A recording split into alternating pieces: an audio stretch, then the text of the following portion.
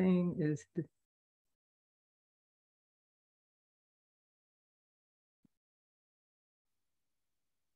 for some reason I am not getting my slide, Brooke. Oh, that's okay. Take your time. But it's connected, and I'm just gonna That's okay. We see the screen. Is it but I can't move the screen, and the other one is still up in the background. I see the I probably PowerPoint slides. I think I might have to get out and get back in. I'm sorry. Okay, that's this. okay. But nothing is allowing me to do this. That's okay. Hop back in. That's okay.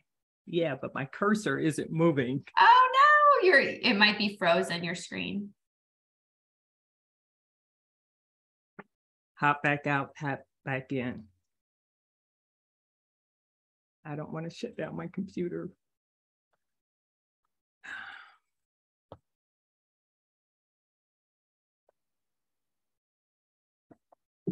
Do you want to just go ahead without the screen sharing? I will do that. Okay. I don't want to lose a lot of time. But my brothers and I cared for my mother for over 11 years, and she was a widow and lived alone in Cleveland when we began to notice memory changes. My brother Mike lived in Cincinnati, Ohio, and my brother Ron lived in Los Angeles, California. I was here in Wilmington, Delaware. On her 83rd birthday, I sent an email to my brothers stating that we needed to keep a watchful eye on my mother.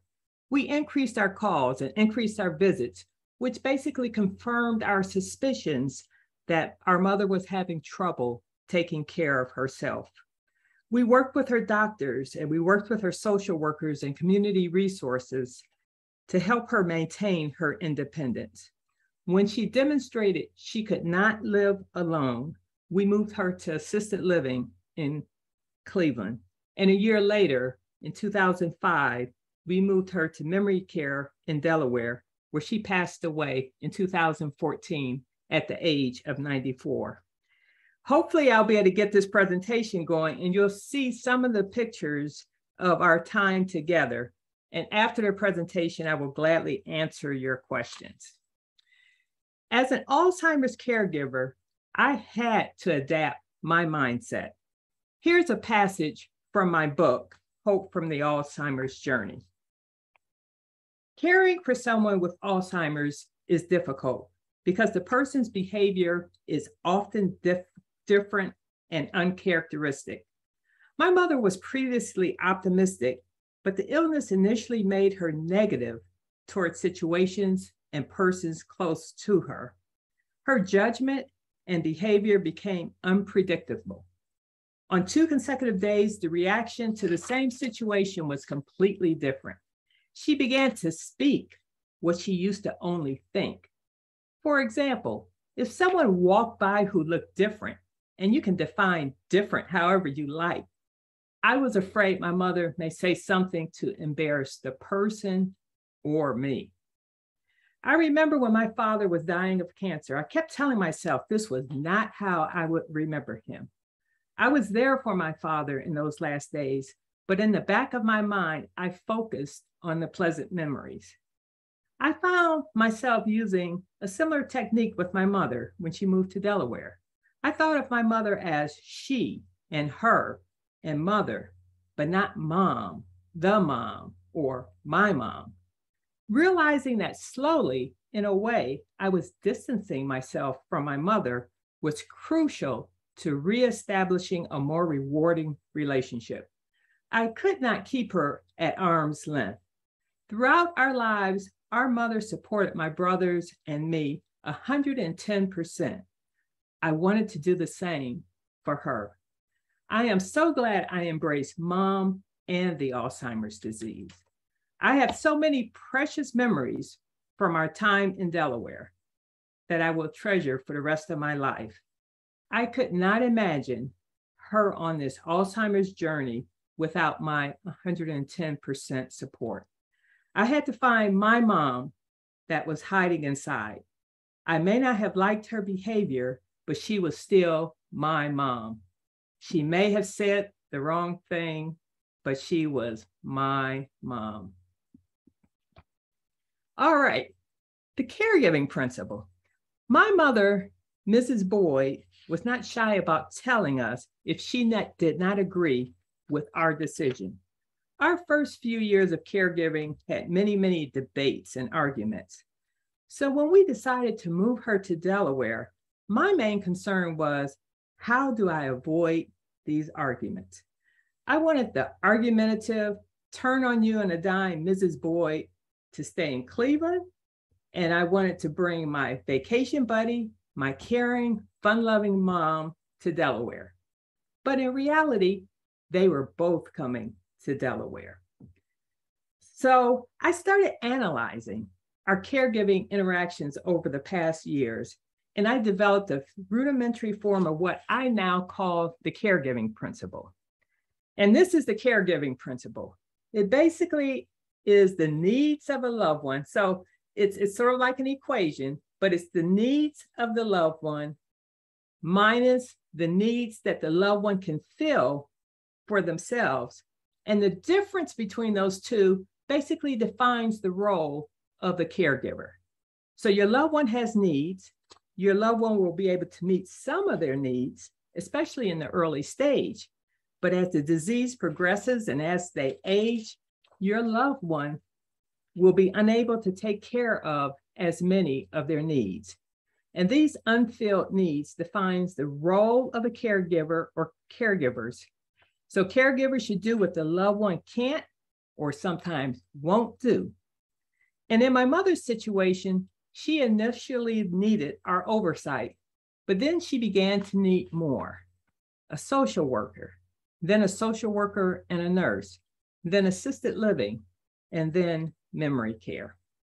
So let's look at that very first component of the caregiving principle. It's the needs of the loved one. And it's usually, let's look at the physiological need. And these are like the basic needs for a person to basically survive. In a lot of situations, they call these activities of daily living. Everyone has a need to transfer, toilet, bathe, dress, eat, and sleep. And as a caregiver, your primary focus should be to ensure that these basic needs of your loved one are met. And if these needs are not met, this could impact their health, their attitude, and their behavior. The term ADL, activities of daily living, is used by the medical profession to make sure a person can survive. As I analyzed my interactions with my mother, I realized my mother had more than just these basic needs. She needed to do more than survive. I wanted her to thrive. So I defined needs using a broader set of needs. And they're based on Maslow's hierarchy of needs. And there's a pyramid, and some of you may be familiar with it, where they look at the physiological needs, but then also the need for safety, the need for social, the need for esteem, and the need for self-actualization. So my mother really had a need for all of these total needs, not just basically, eating and sleeping and going to the bathroom. She had more than just those needs. So what helped my interactions with my mother was to think of her as a person who had all of these needs. And if these needs are not met, it could impact your loved one's attitude and behavior. It's a mindset change. And I'll discuss each of these additional needs and then share some personal examples. So many of you caregivers may be thinking, Carol Amos just added 4 more items to my long list of things I have to do: safety, social esteem, and self-actualization. But these 4 items are minor in terms of your workload, but can have a profound effect on your caregiving. Also, you are probably already doing many of these. The caregiving principle just gives you a framework to think about your loved one's needs. The key is to think about these needs as you are making minute by minute and long-term decisions for your loved one. When we decided to move my mother to Delaware, we didn't have the caregiving principle, but we thought about the impact the move would have on her interactions with family and friends. She would see my husband and me more often, my brother and his family less, and my older brother, Ron, about the same frequency. We assumed that at least some of her siblings would visit once or twice, but she probably would never see her friends, church family, or other family members again. We had to weigh this versus her being near one of her adult children, and we decided to move her to Delaware. And fortunately, she gained friends and family in Delaware. The memory care staff, residents' family, and my friends and my church family became her new family and friends. So I'm going to try to do this presentation without a lot of sidebars, but here's my first one. As a caregiver, you are constantly making decisions for your loved one. What helped me is I had my two brothers, what I call my circle of support, and we made decisions jointly. We also solicited input from my mother, her siblings, and her close friends. Many times on this journey, you will be faced with decisions where there is no right or wrong decision. What works for someone else in their situation may not work for you in your situation. I call it a personal decision. Gather the facts, look at the pros and cons, and make a decision. In our case, prayer was a part of our decision-making process. And sometimes you may believe you made a wrong decision. Remember, you are not an expert, and you can't predict how the decision will impact your loved ones. So please don't beat yourself up. Just regroup and move on. When we moved our mother to assisted living, I felt it was the right move for her, but we soon found out how much the disease had impacted our mother's ability to function in assisted living. So the first need I want to talk about is safety, and it's divided into three different pieces. So the first part of safety is the physical safety, and your loved one's physical safety at home and away. You know, your loved one will do something that they believe is safe when it is not. So you have to remember Alzheimer's disease impacts their judgment and reasoning. So you have to implement safeguards to stop them from driving when appropriate, safeguards to stop them from wandering when appropriate. And as the disease progresses, you may have to implement more safeguards, such as turning off the stove and moving items. And there are lots of pamphlets out there on making the home safe. And in addition, you now have to protect your loved one from COVID-19 by getting vaccinations, restricting outings, and restricting who enters the home. My mother had a need for physical safety. For example, when I was driving, my mother would speak up if she thought I was driving too fast, or if she thought I was stopping too close to the car ahead. So I slowed down most of the time. Financial security is another portion of safety. Financial security is extremely important because you really have to use their money wisely. You have to get and apply for all benefits and discounts that they are entitled to. On average, caregivers spend over $6,000 a year of their own money on their loved one. Expenses can add up, with cost of professional caregivers being around $30 an hour and adult daycare, $80 an hour. So financial security was a big need for my mom. And fortunately, when my mother moved to memory care, she felt that she worked there, and that's how her rent was being paid. So money was not an issue for her in memory care. The third component of the safety is what I call a sense of security. The need for safety encompasses this, what I call sense of security. Your loved one has a need to be around familiar people, for familiar surroundings, with a familiar schedule. And you may notice that your loved one starts to cling to you because you are a familiar person. One day, as I was leaving my mother's memory care, I told her I was going to the mall. She said she wanted to go, and I was really surprised, but happy that she had this interest. So I helped get her ready, and we left.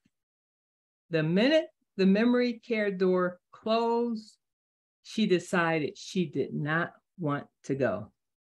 And I knew memory care was a sense of comfort for her. So I said things like, oh, we won't be gone long. The mall is just up the street. I only have to pick up one item.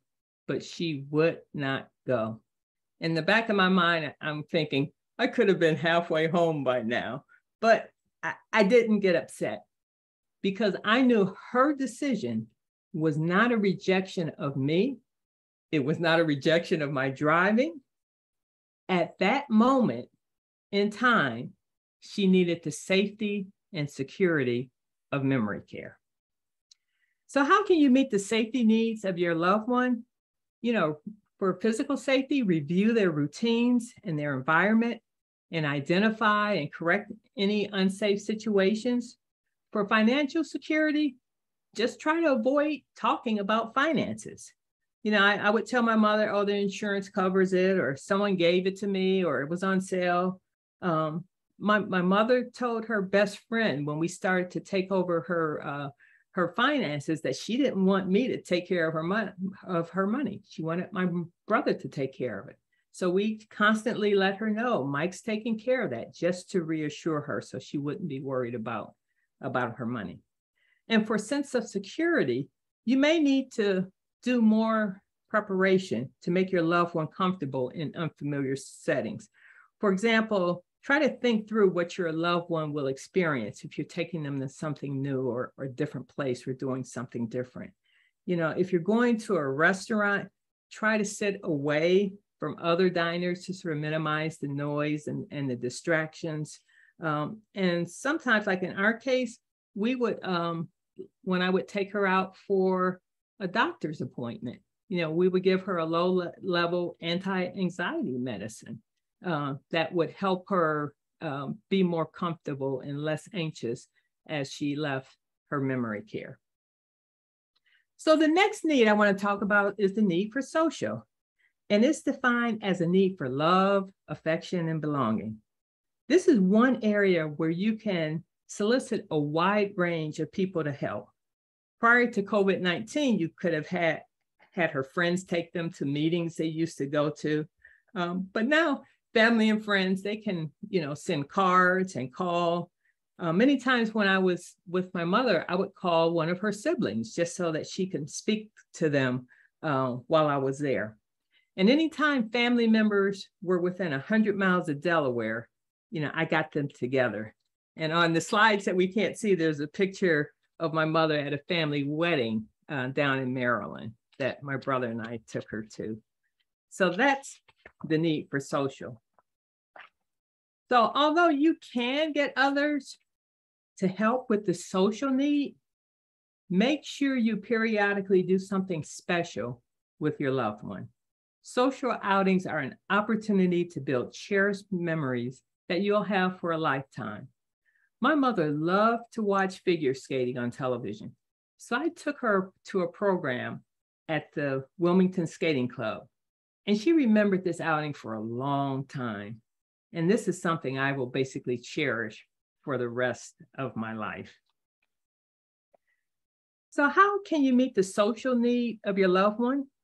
Human touch, hugs and kisses, family and friends calling and visiting, going to select family events, attending community activities like parades and festivals, church activities, drives to see nature or holiday decorations, concerts, sporting events, and periodically give your loved one a gift. And it doesn't have to be expensive. This is one, and I have to make sure you can sort of see it. This is one of the best dollars I've spent in my life. And this is a scarecrow, and it went on her door, and she loved it. It made her smile. During season, it was on the front of the door, and out of season, it was on the back of her door. And like I said, it was one of the best dollars that I have spent. Another gift that I got her was this music box. And on front of it, it says, "Mom, you are the greatest blessing in my life." And I was looking for a gift to give her from my brothers for Mother's Day. And I'm in the store and I'm looking at this and I'm envisioning my mom winding this up and just breaking it. But I had to have a mindset change. Yes, this is a delicate box. And I thought, hey, this is a gift for my mother. And if she breaks it, it's her gift. I'm giving it to her. And if she breaks it, it won't be on purpose. If she breaks it, she'll probably get some level of enjoyment out of it before that. And more than likely, the box itself will remain, so she'll still have that. And it turns out that after my mother passed away, the caregiver at the viewing basically said, you know, I would wind the music box up at night as your mother was getting ready for bed. And especially as she would during her last days when she was about to pass away. So I'm so glad that I had that mindset change and I gave her this gift, you know, realizing that she could break it. Otherwise, she would have missed out on this.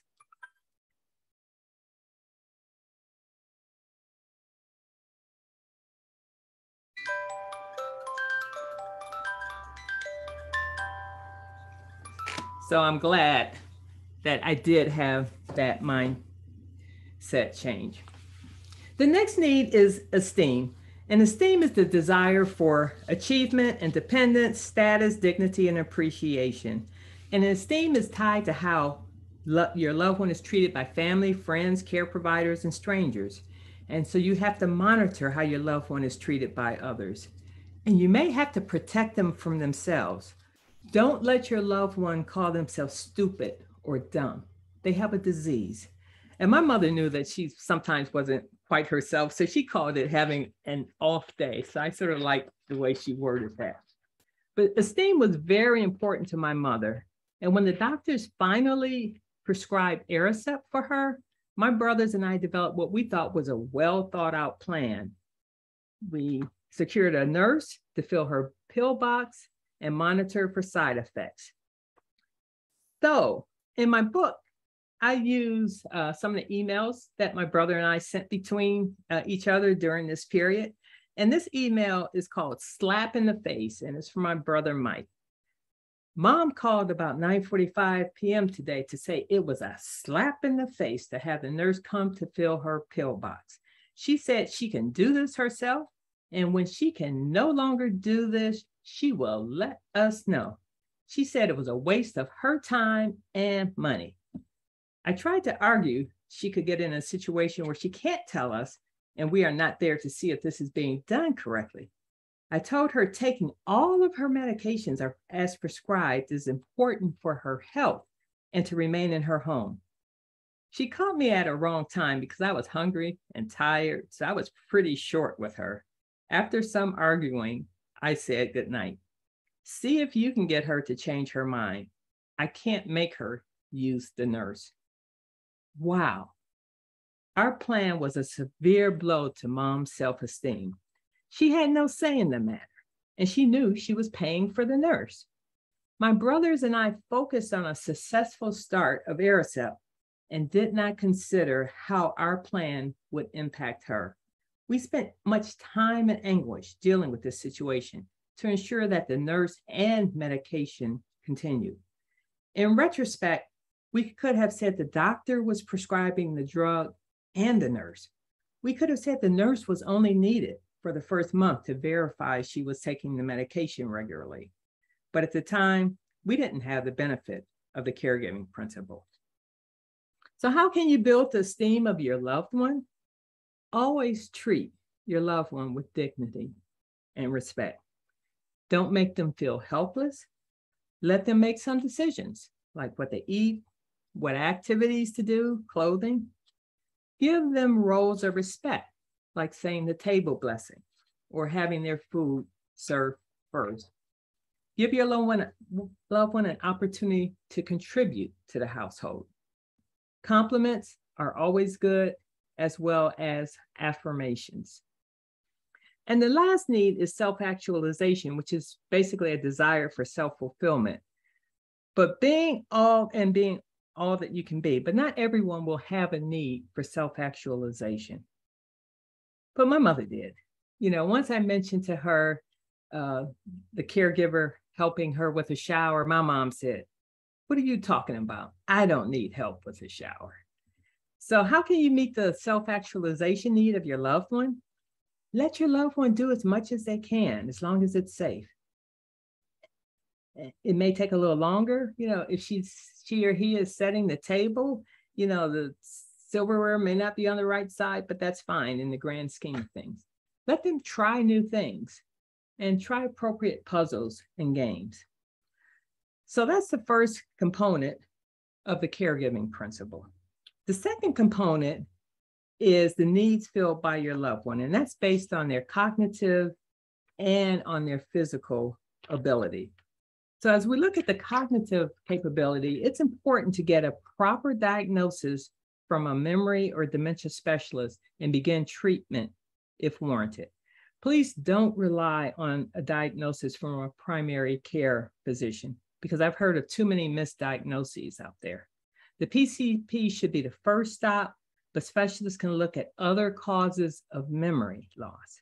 They know that vitamin deficiencies and hormone imbalances, medication overload, depression, or even sleep apnea can be cause of memory loss symptoms.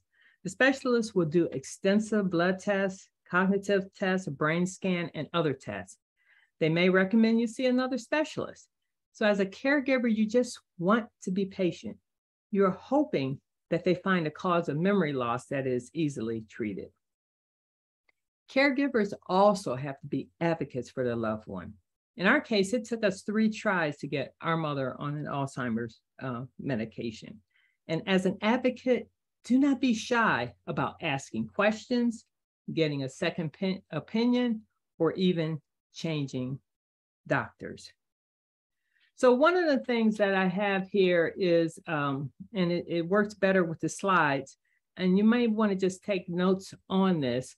It's called the stages of Alzheimer's, and it really helped us. And I like this one because it's 7 stages. Most of the time they'll only use like 3 stages, but it was created by Barry Riceberg. And so I'm just going to leave that as a reference, and maybe in the notes we can give you a link where you can sort of go through and sort of understand that as your loved one progresses and declines, these are some of the things you will notice. Because I think what really happens with caregivers is it's a slow period. The 7 stages can take 5 years or 10 years or even 20 years. So, they're declining, basically slowly, but it's increasing your workload as a caregiver. So in the beginning, dad may help you with the dishes after dinner, and then all of a sudden, he's not washing dishes very well. So you don't want him to wash dishes. So now you're washing dishes, and, he's eating. Now he needs more help eating. And now, then, 3 or 4 months later, there's a lot more food on the floor. And so now you got to clean up the floor, and he needs help with it. So your workload, it may be gradual changes, but it really, all of these little things add up. Now you have to mop the floor twice a week instead of once a week.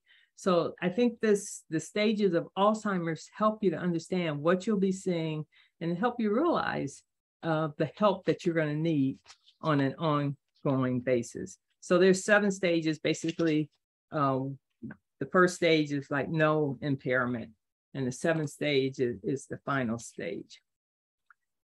So there are 3 things that I did that I felt would maximize the capability of my mother. One was maintain a routine, and it supports your loved one's need for a sense of security. And once my mother established her routine, we tried not to interrupt it. So if we took her to dinner, we tried to use the same dinner time hour as her facility. The other thing is you want to minimize their anxiety, because then they can sort of stay focused on what they need to do.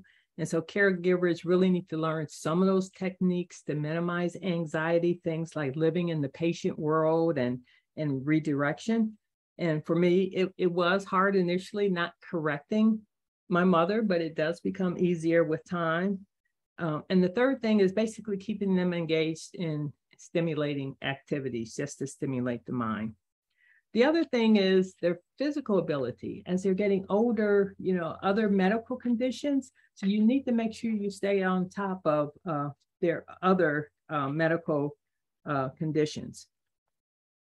So some caregivers are dealing with late stage care and decision-making. And in the late stages, hospice can be a huge help. One article I read stated that families don't call in hospice soon enough to help. So don't let the fact that, they say they must be within 6 months of passing away. Don't let that scare you, because they can renew it. So after 6 months, you can get another 6 months if the, doctors feel that that's appropriate. But the thing is, hospice can help you understand how to care for your loved one when they're in that late stages. They can help you with some resources, help you to understand what's next. They can provide tips to help you care for your loved one. They can also help you avoid late stage hospitalizations, which really causes a lot of anxiety for Alzheimer's patients. The other thing is since Alzheimer's and age will reduce the ability of your loved one to care for themselves, caregivers need to prepare early for the increase in required care. The increase in care could be additional help from family and friends, or using professional caregiving services, or moving the loved one to a facility. So tour adult daycare centers, memory care facilities, nursing homes, talk with hospice agencies. So when we decided to move my mother to assisted living, my brother had already 6 months prior visited an assisted living facility. And this advanced work made a very stressful time, because we had to move our mother, empty a house, sell a car. It made all of that a lot less stressful. All right, and the third component of the caregiving principle is basically the needs to be filled by the caregiver. And really, when I think about the caregiver's role, the number one thing there is to basically take care of yourself. You must make taking care of yourself a priority. And my mother understood this in theory. And in my book, I do these reflections before each chapter. And this is chapter 25's reflection. In the fall, as dusk began to fall, my mother would rush me out of her room and tell me to go home. She said, "I want you to arrive home safely, because I'd be lost without you." I worried about being able to care for Mom. A car accident or a normal illness could have prevented me from providing care. Caregiving was a balancing act between my needs and my mother's. If I did not take care of myself, I would be unable to take care of her. So how do you take care of yourself? And there's a long list, but for me, it's being current on all your medical screenings and doctor appointments. Caregiving for Alzheimer's is very stressful, so adopting a stress reducing routine. And there's a good one called Kirtan Kriya, and it's sort of out of from yoga, but it also helps with your cognitive ability, and it's something that you can do with the person you're caring for to help reduce the stress in both of you. Exercise regularly, make commitments. Sometimes if I make a commitment, I'm more apt to do it than say, I'm just going to go outside and hit the tennis ball. If I say, call up a friend and say, "Can you play tennis with me Friday at 7 o'clock, I'm more apt to do it if I make a commitment to someone else. For me, for my mother's facility, I would take the scenic route home. It just helped to calm me, being out in nature. Join a support group, learn about the disease, get adequate help. That's so key. Get adequate help, and don't be afraid to ask for help and accept whatever help they can offer. Do something special for yourself at least once a month, and continue to be active in at least one of the groups you used to be active in whether it's your sorority or your church or your social club. And there's other things you can do. So I'm going to stop there, and because I want to make sure there's enough time for questions. Miss Carol, this presentation has been so wonderful. I so appreciate you sharing all of those just very personal experiences of caring for your mom. So if anybody has any questions, please enter them into the chat so that we can ask any of those questions of Miss Carol. But I am just so enjoying everything that you have to share with us. So while we wait for some more questions in the chat, I already have some questions that have been sent in. So I'll go ahead and start asking those to you. Do you have any advice for grieving your loved one's decline while remaining so positive? Yes. And somewhere in here, I did talk about that. I didn't talk about it, but it's in here. And this is my personal opinion. I know a lot of people will basically say, you know, their loved one's alive, but I lost my loved one really 2 years ago. To me, I think you're doing yourself and your loved one a disservice. And this is my personal opinion. I think if you treat them as if they're not here, you're really losing out on something. And I know it's hard. It's hard because you know what those stages are. You know what direction you're going. It's bad. But I think reaching out, you got to find that person that's inside.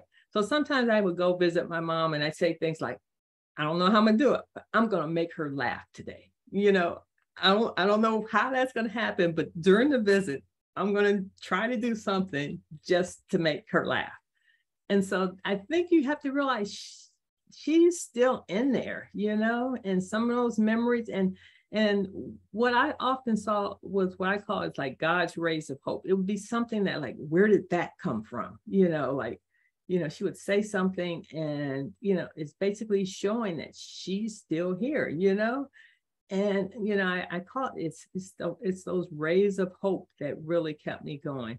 So I know some people will say, people do things to sort of like protect themselves. So I understand how that happens. But, the other part of me, and I've seen it where, a person is in the dying phase and the family won't come visit because they don't want to, and in reality, your loved one don't want you seeing them like that either. Like when my mother was about to pass away, I mean, she just sort of like stopped eating and she'd be out in the dining room and she'd look, she really would be looking sort of bad. And so the director said, we're going to leave her in her room. And she was much more alive and animated when she was alone in her bedroom.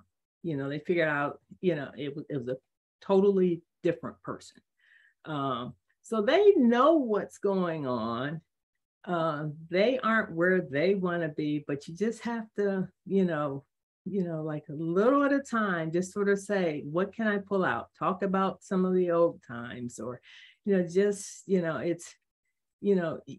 the thing is, once they're gone, you don't have this opportunity again. You got to enjoy them and where they are now. So in this presentation, and I was sort of skipping because we were running late, you have these situations where there's a crisis and you have to go through and you got to figure out this crisis. But once you get out of that crisis, take the time to try to, enjoy your loved one. It's a calm time now. Let's, wherever they are right now, we're going to take advantage of this. So they may not, like my mom, after a while, she wouldn't come to the house for holiday meals. She preferred being at her memory care. So we did holidays at her memory care. So you have to be wherever they are, whatever is comfortable for them. Because that's how you create those cherished memories, her opening her Christmas gifts at her memory care. I got pictures of that. Mm-hmm. And so, you have to me, you'll have enough time to grieve once they're gone. Mm-hmm.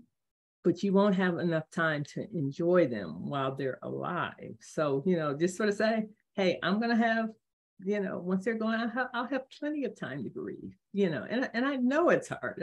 I've been there. But you want to try to enjoy them now, wherever they are. So it may be bringing in, this stupid, scarecrow that makes her happy. It made her happy. So, we would talk about it, look at this on the, it made her happy. It made her smile, costume, like cheap costume jewelry from the dollar store or whatever. I mean, it made her happy. So, that's the approach that I took. And I realized some people struggle with that, and I understand that, That's a wonderful answer to that. I love that. So a couple of people said, great presentation, that they're really enjoying it and it's very informative. Another question in the chat is that she asked if you could elaborate on that mental wellness method that you talked about, that you said was similar to yoga. If you could say the name of it again and then explain it a little bit. It's Kirtan Kriya, and it's a song, and you go through and you're going, with your hands. So you're doing physical things. So sa ta na ma. And then sometimes you're whispering it. And they're saying that it's almost like acupuncture. When you're saying those words, it's sort of like acupuncture in your mouth. And there's statistics to say that alone increases the cognitive ability of people. So it's called Kirtan, Kirtan, Kriya, Criya.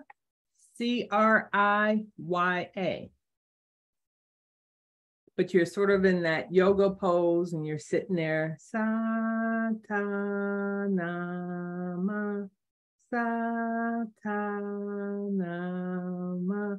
And it's like 12 minutes. So you can look it up, you can get the tape, you can just play the tape and just do it. But Alzheimer's is just so stressful. Okay, I've never heard of that before. That's so interesting. I'm glad that you shared that. Okay, a couple other questions that we have.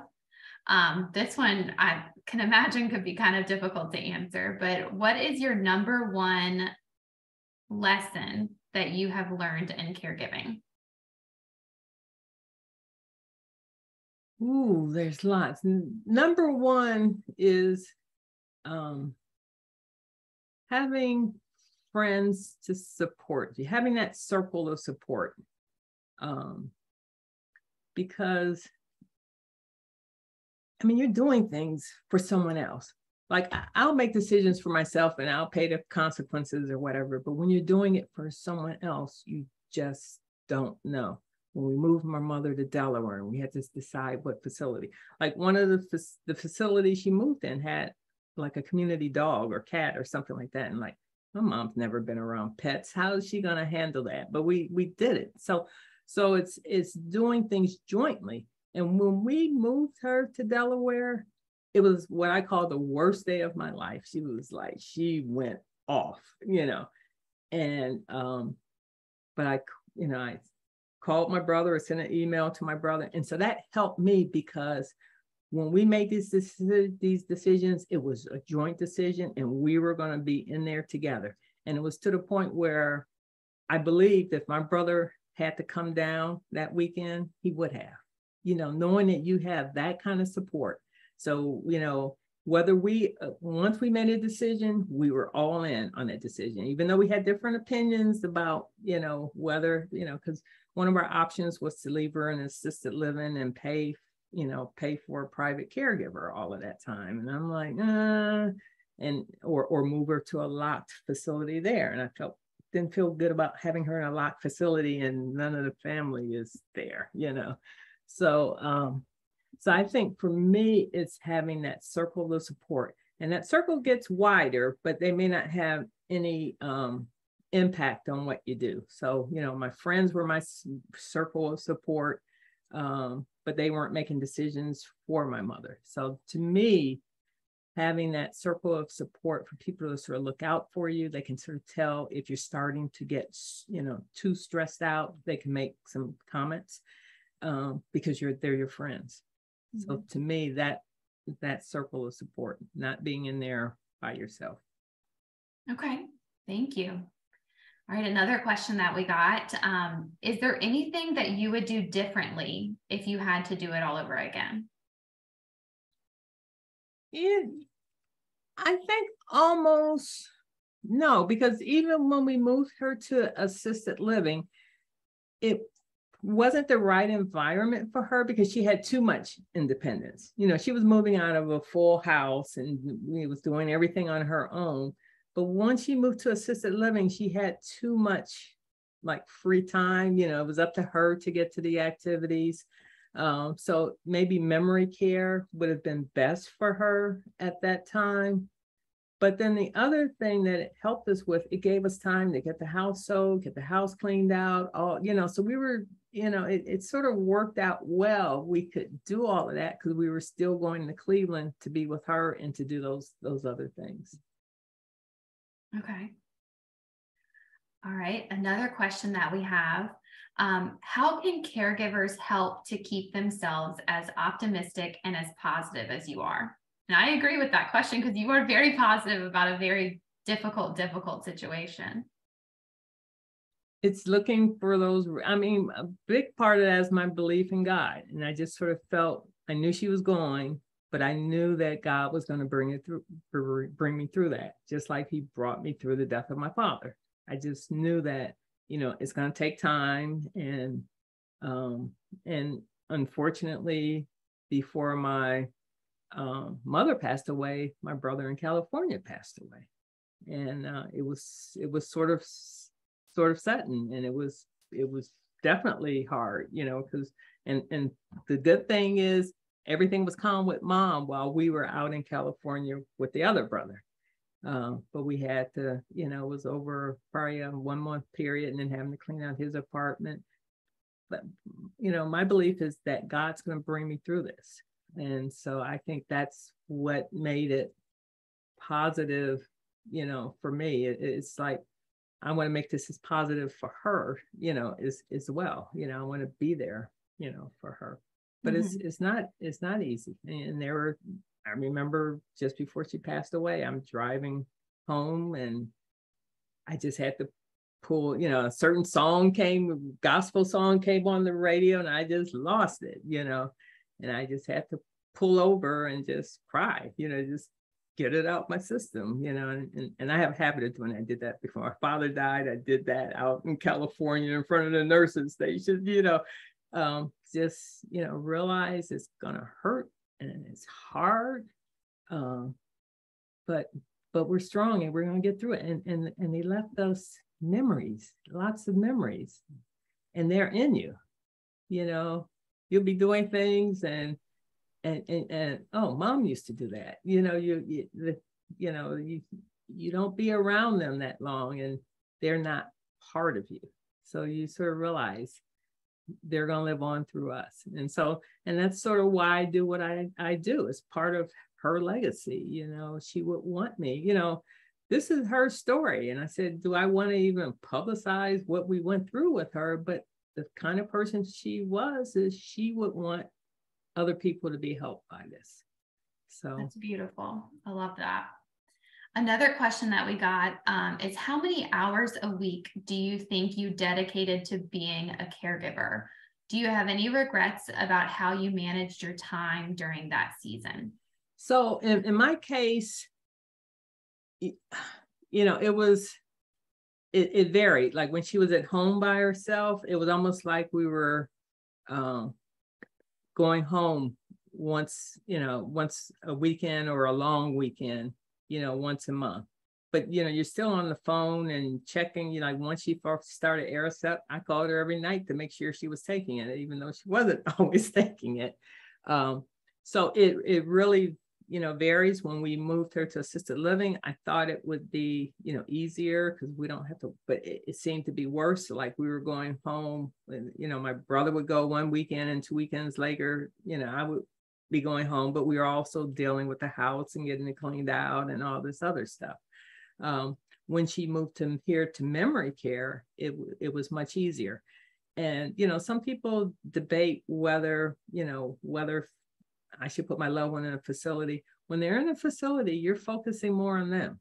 You're not focusing on what they're wearing or what, we provided the clothes, but we didn't have that day-to-day, making sure they're eating and, so you could really spend, the advantage of that is you're spending more quality time with your loved one. And maybe that helped with, with being optimistic. I didn't get to see that she struggles with getting her shoes on now, But, when I was there and if we were going somewhere, I would help her get her shoes on, But you're not doing that day in and day out. Mm-hmm. Mm-hmm. And if you can get a caregiver in, even if just for 4 or 8 hours a week, anything you can do to reduce that stress is stressful. Mm-hmm. It's just stressful, compared to any other illness, it's stressful. Mm-hmm. Mm-hmm. Oh, I think we might have time for 1 or 2 more questions. Another one is, do you have any tips to share for families that don't have as close of a relationship with their family as you did?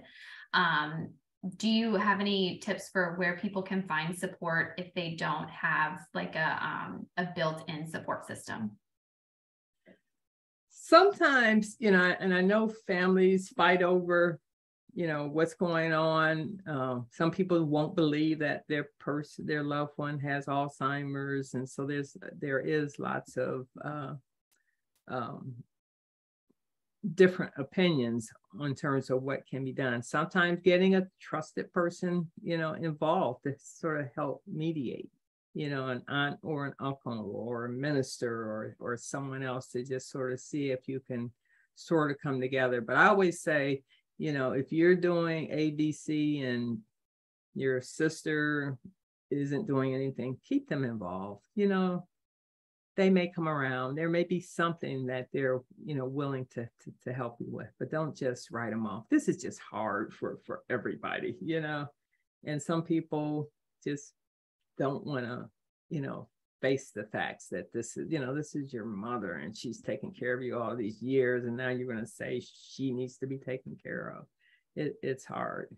In terms of resources, sometimes states, you're part of the Alzheimer's services of the capital area. I mean, that's a great start.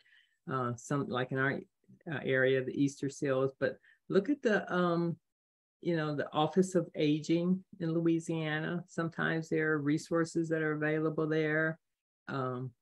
Sometimes if your loved one's a veteran, sometimes the Veterans Administration offers some support.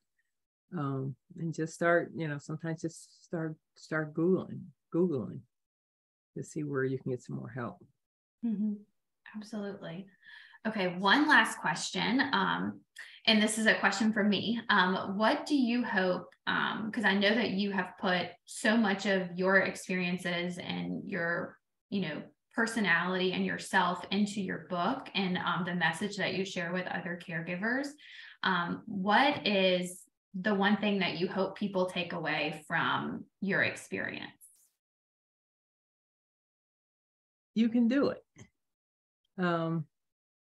But you have to, it's really, it's the H, help, getting help, number one, you want to get help, getting organized, all that paperwork. And I didn't talk about that, but, I would create one bin of all of my mom's stuff, all her medications. It was all in one place because it would get confusing because we shared some of the doctors. So I had one of those plastic, file bins with all of her stuff in it. And then that way, when my brothers were here, they knew where mom's stuff was, it's right there.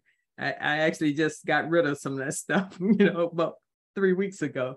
But it's getting organized, because you're doing a lot, especially if you're working, especially if you have kids in school. You have to be organized. And then preparation. You have to be out ahead of this train. We know what direction we're going in, but you have to be prepared, every step of the way. You can't wait till your mother needs to be in a nursing home to start looking at nursing homes, because number one, your first choice may not be available if you wait. And there is a long wait time for nursing homes in some places, or memory care facilities.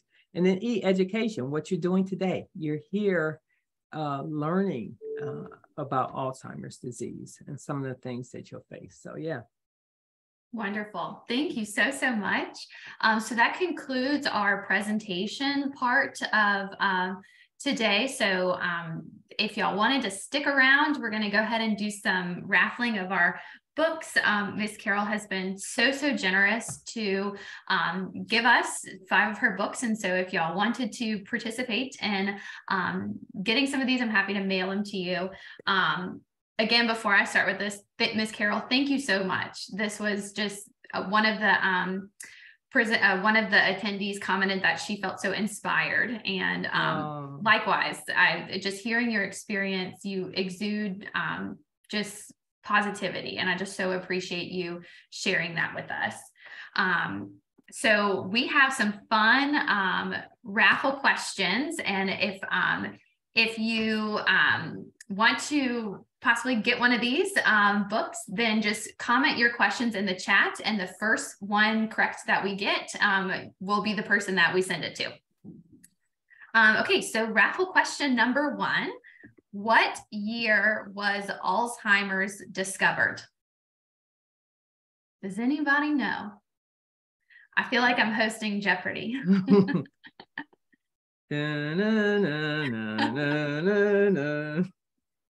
No, Rachel, that is not right. Oh, Allison got it. 1906. So Allison, we have a book set aside for you. Good job. Okay, next one. Alzheimer's Services, so our nonprofit, we celebrate a pretty monumental milestone next year. How many years have we been around? Next year, Alzheimer's Services of the capital area, we celebrate a year milestone. Nope, that's not right. Not 100, not quite yet. Any other guesses? Not 25. A little bit warmer. Any other guesses? 30? Nope. Not 50? Nope. 40. Miss Carolyn, you got it. Good job. So next year, Alzheimer's Services is turning 40 years old. And that is just so incredible. We have helped so many families during that time, and I will plan on working here for the next 40. So yes, Ms. Carolyn, you got it, 40 years. Another question for another book, and this one's a super fun one. What is the dog's name in the movie Annie? Any guesses?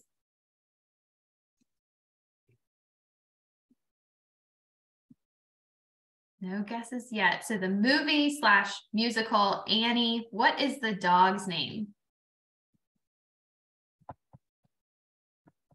Have I stumped everybody? No musical buffs here? Okay, we'll come back to that one. I'll let a few people Google. Okay, here's another one. This one's a fun one. What is the rarest M&M color?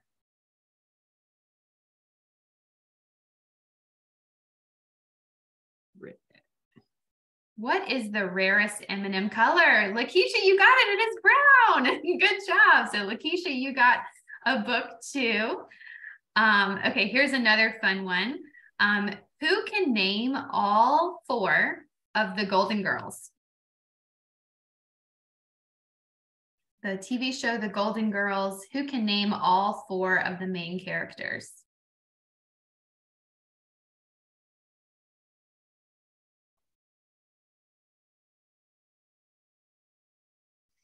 let some people type. So who can name all 4 of the Golden Girls characters? And then what is the dog's name in the movie Annie? I'll give another minute. If we don't have any proper guesses, people can email me too if those are with your guesses. Oh, Deb got it. Annie's dog name is Sandy. That's right. Good job.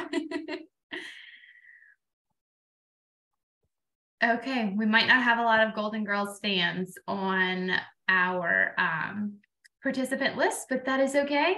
So whoever emails it to me first can get it. Well, we can go ahead and conclude now. We'll save all of the comments, and Ms. Carol, thank you so much. If you wanted to share anything,